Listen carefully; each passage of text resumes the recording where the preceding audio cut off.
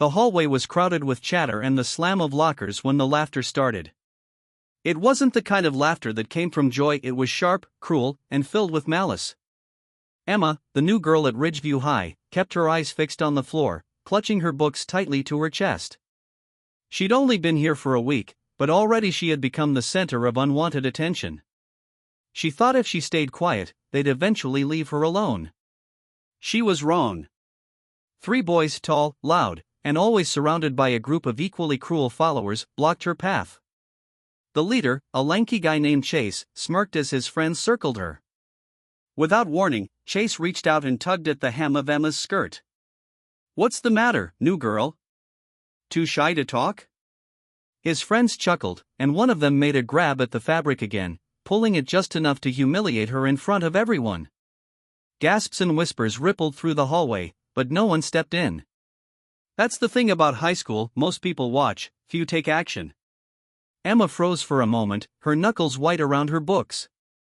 She had promised herself she wouldn't draw attention, wouldn't let her old life follow her here.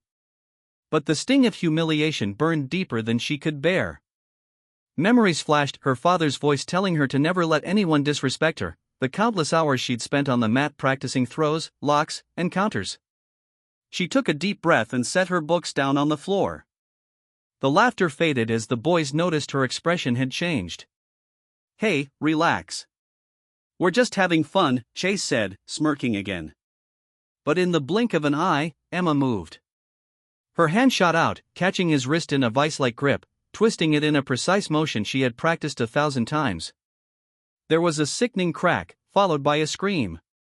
Another boy lunged at her, but she sidestepped, grabbed his arm, and wrenched it backward with a controlled force that sent him collapsing to his knees. The third froze, eyes wide, suddenly unsure if his turn was next. The hallway went silent except for the pained groans of the 2 bullies clutching their wrists.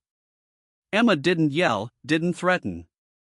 She just straightened her skirt, picked up her books, and said in a calm, steady voice, "If you ever touch me again, I won't be so gentle." Her tone wasn't angry, it was final, like a door slamming shut. She walked away, leaving the crowd stunned. Some students exchanged shocked glances, others whispered with newfound respect. But the day wasn't over. By lunch, the story had spread across the entire school. Some saw her as a hero, others called her dangerous. Teachers were concerned, and the principal summoned her to the office. She sat across from him, her heart pounding, knowing that defending herself could still have consequences. But Emma didn't flinch when she explained what happened. The principal listened quietly, and after a long pause, he sighed. "I can't condone violence," he said, "but I also can't ignore what they did to you. You'll face no punishment this time.